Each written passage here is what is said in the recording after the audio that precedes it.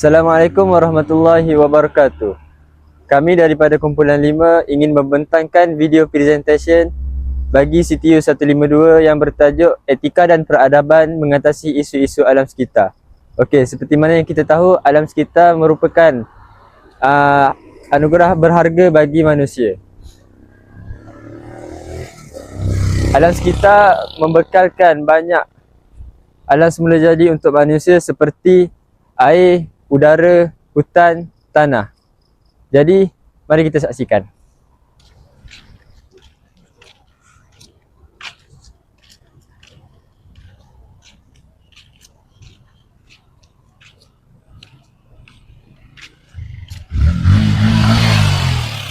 Bising apa bunyi motor ni? Tu lah pasal mu tahu tak motor ni memang setiap malam, setiap hari bising macam ni tau tak kat bandar ni. Lebih-lebih lagi dekat kawasan bandar, kawasan perumahan. Okey, tahu tak? Motor ni kan, tak kisah motor ke, kereta ke, kenderaan bermotor ni merupakan salah satu punca atau faktor alam sekitar kita ni terjejas. Tahu tak kenapa? Sebab kenderaan bermotor ni dia akan mengeluarkan gas yang tidak elok hasil daripada pembakaran minyak petroleum. Okey. Selain itu, bukan sahaja asap tu je yang menyebabkan alam sekitar ni tercemar. Kenderaan ni juga mengeluarkan bunyi yang bising, tahu tak? Okey. Bunyi bising tu pula bukan je mengganggu penduduk kat sini. Tapi ia juga mengganggu habitat haiwan yang berada di sekeliling kita. Okey. Betul kan? Okey.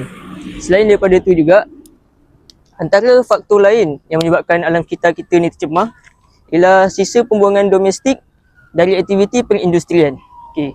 Sebagai contoh, pada zaman sekarang ni kan banyak kan aktiviti perindustrian macam kilang dan sebagainya. Okey. Hasil daripada sisa pembuangan dari kilang, contohnya sisa toksik yang mengalir ke sungai dan juga asap-asap buangan. Itu juga merupakan antara faktor utama mengapa alam sekitar kita ni boleh tercemar. Okey. Selain daripada tu, alam sekitar juga boleh tercemar daripada hasil semula jadi. Okey, sebagai contohnya gunung berapi dan juga bencana alam sebagai contohnya banjir dan sebagainya. Okey. Faktor alam semula jadi ni pula, dia bukannya setiap masa boleh terjadi, tetapi apabila setiap kali ia berlaku, ia akan menjejaskan alam sekitar kita dengan begitu teruk sekali. Okey, sebagai contohnya gunung berapi kan, apabila dia meletus, asap yang berkumpul tu banyak sangat menyebabkan alam sekitar kita udaranya tidak sihat dan kotor. Okey. Sebagai rumusannya, faktor pencemaran alam sekitar ini terbahagi kepada dua, iaitu aktiviti manusia dan juga alam semula jadi. Jadi sekian saja daripada saya. Assalamualaikum.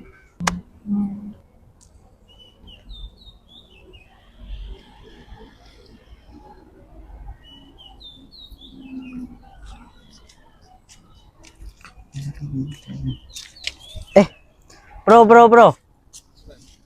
Kenapa buang sampah di tempat yang tak sepatutnya nih, bro? Maaf bang.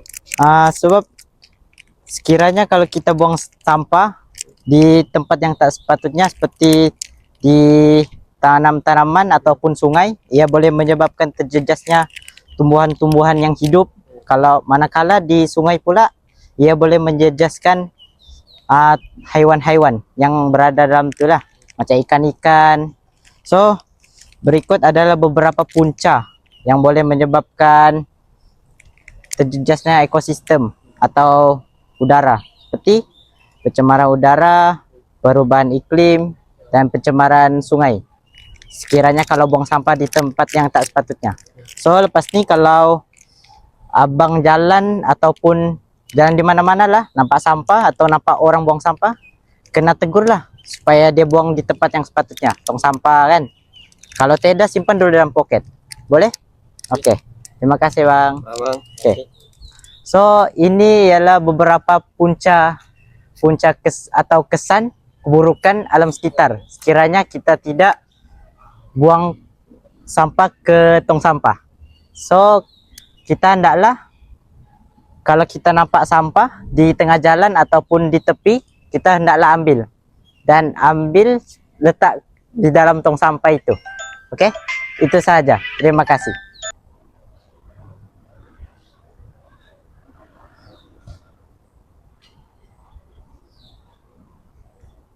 Subhanallah, cantik kan pemandangan ni jika alam sekitar kita bersih. Ya, betul. Kerana dengan menjaga alam sekitar kita dapat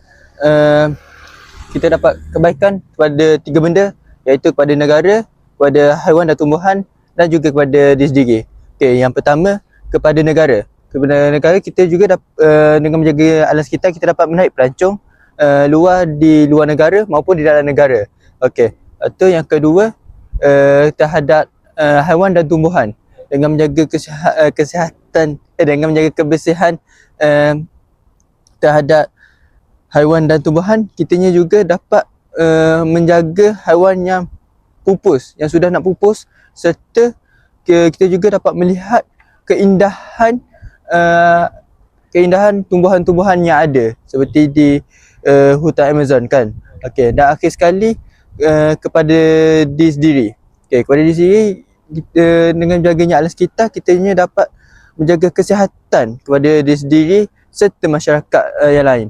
Hal ini juga kerana dengan menjaganya kesihatan, dengan menjaganya alam sekitar, ianya dapat memberikan udara yang bersih kepada kita dan kitanya tidak akan mudah rasa sakit. Okey, dengan ini kesimpulannya bahawa dengan menjaganya alam sekitar, ianya amatlah penting terhadap kita semua. Kerana apa? Kerana ianya dapat memberikan kebaikan kepada negara, diri sendiri dan serta tumbuhan lain. Itu saja yang saya dapat sampaikan. Sekian, terima kasih.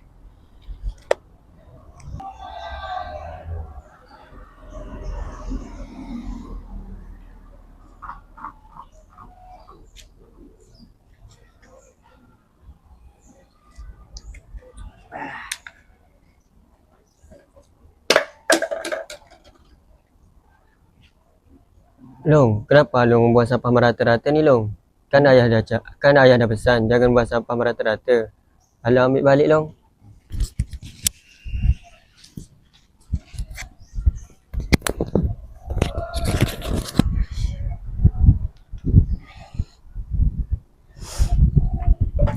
Betul tu Dek, apa yang ayah awak tegur tu.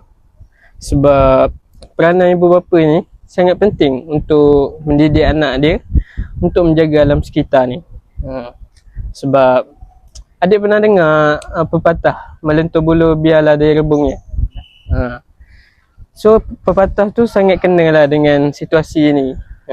Untuk mak ayah awak mendidik awak untuk menjaga alam sekitar. Kalau awak nak tahu kan, pihak sekolah pun ada satu inisiatif dia untuk mendidik murid-murid dia untuk menjaga alam sekitar. Sebagai contohnya, sekolah akan mengadakan program seperti program kita semula, gotong royong, macam-macam lagi lah. Itu semua untuk mendidik murid-murid untuk jadi lebih prihatin kepada alam sekitar. Jadi bila adik keluar ke mana-mana, adik dah boleh lah menjaga alam sekitar, betul tak? Kalau adik nak tahu juga kan, pihak kerajaan pun ada peranan dia untuk menjaga alam sekitar ni. Sebagai contohnya, kalau polis kan, ronda-ronda sini nampak adik buang sampah macam tadi kan, polis tu boleh kenakan adik denda. Adik kena bayar beratus-ratus lah. Adik ada duit ke? Tidak. Kalau tak denda pun kena penjara. Takut tu penjara. Adik nak masuk penjara?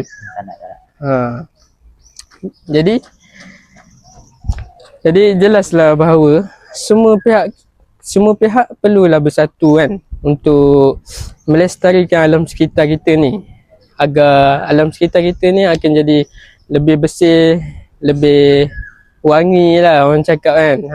Jadi masyarakat yang duduk dalam alam sekitar yang bersih dan semua ni, kita akan hidup dalam secara damai lah, dan kita akan hidup dalam keadaan yang sihat. So itu saja daripada saya. Sekian.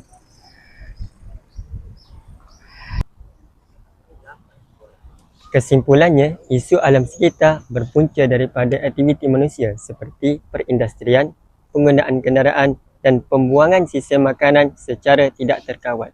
Kesan ini menyebabkan berlakunya pencemaran air, udara dan kerosakan alam semula jadi.